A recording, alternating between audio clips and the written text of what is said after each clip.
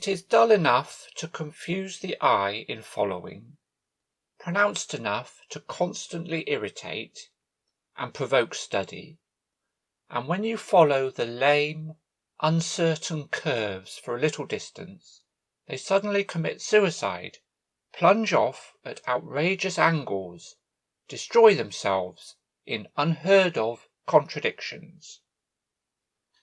Okay, so this means the wallpaper is dull enough, it's not bright enough, so that your eye doesn't know where to look when you're trying to follow the patterns. But it's pronounced enough, it's noticeable enough, it's obvious enough, the patterns, that the patterns constantly annoy you, irritate you, and provoke study, and they provoke you to study them. They force you to look at the patterns in detail. And when you follow the lame, uncertain curves, here I think lame means just weak, not interesting, not definite curves for a little distance, they suddenly commit suicide. That means they suddenly stop. The curves stop.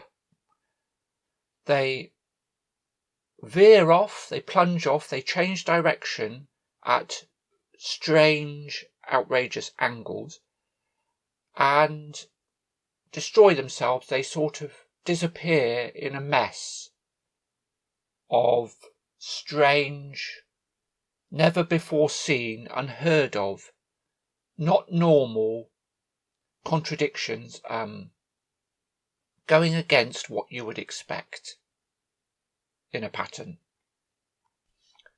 The colour is repellent, almost revolting, a smouldering, unclean yellow, strangely faded by the slow turning sunlight.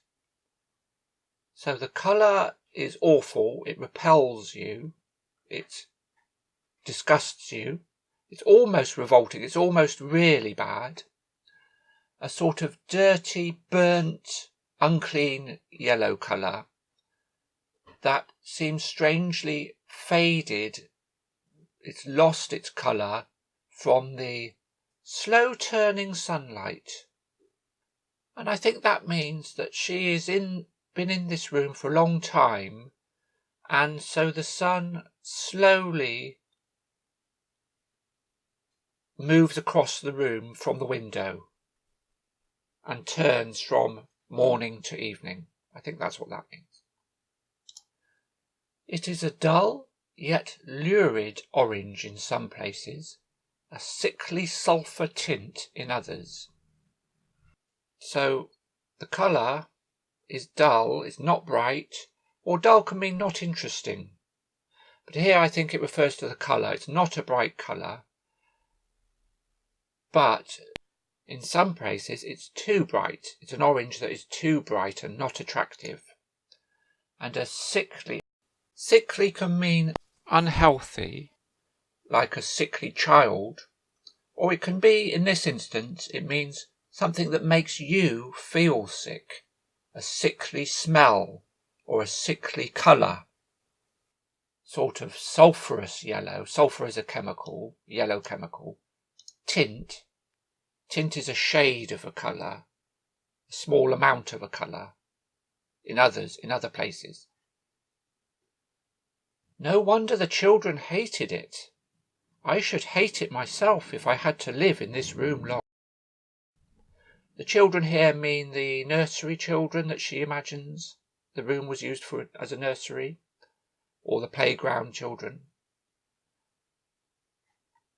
There comes John, and I must put this away.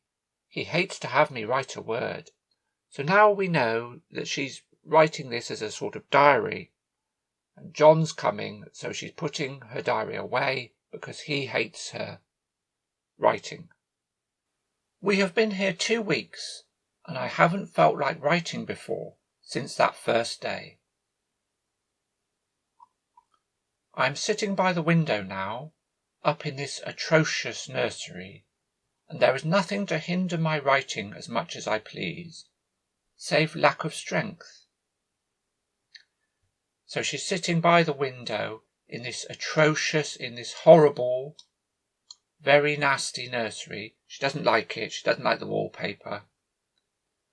And there is nothing to hinder my writing. There is nothing to stop me from writing as much as I please, save lack of strength, except for my lack of strength, except that I don't have enough strength to write.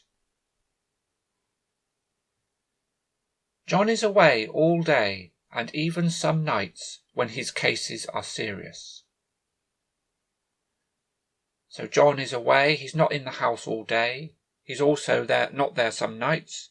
When his cases, his patients, because he's a doctor, the sick people he's seeing, when they're seriously ill, he's not even home at night. I am glad my case is not serious. But these nervous troubles are dreadfully depressing. My nervous problems, health problems, are very depressing. They make me very sad and unhappy. John does not know how much I really suffer. He knows there is no reason to suffer, and that satisfies him. Of course, it is only nervousness. It does weigh on me so not to do my duty in any way. So, of course, she believes that it's obvious that her only problem is her nervousness. But it does weigh on her, it does trouble her, it bothers her that she cannot perform her duty in any way as a wife, as a homemaker, I suppose. I meant to be such a help to John, such a real rest and comfort, and here I am, a comparative burden already. So when she got married, she wanted to help John, to comfort him and help him relax and rest, and here I am, a relative. Compared to other things, she would say she's a burden. She causes him trouble already. So that suggests they've only just recently been married. Nobody would believe what an effort it is to do what little I am able, to dress and entertain and order things. So she finds it a lot of work, a lot of hard work and effort to do the little things that she can do, like dress herself, entertain people, and order things. That could mean to put things in order, to tidy up things, or it could mean to order things from shops, from stores. It is fortunate Mary is so good with the baby, such a dear baby. Here, Mary, a woman's name, will have been a nursemaid, someone who looks after the narrator's, the wife's baby.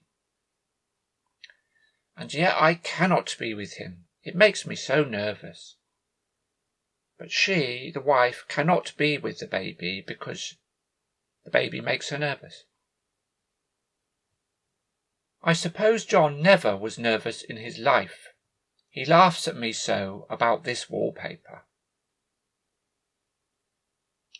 At first he meant to repaper the room, but afterwards he said that I was letting it get the better of me, and that nothing was worse for a nervous patient than to give way to such fancies. So first John was going to change the paper and put new wallpaper in the room. But then he said the fact that the wallpaper was bothering her, she should forget it. The bothering her was causing her too much trouble, too much worry. She should let go of it, because nothing was worse for a nervous patient than to give way to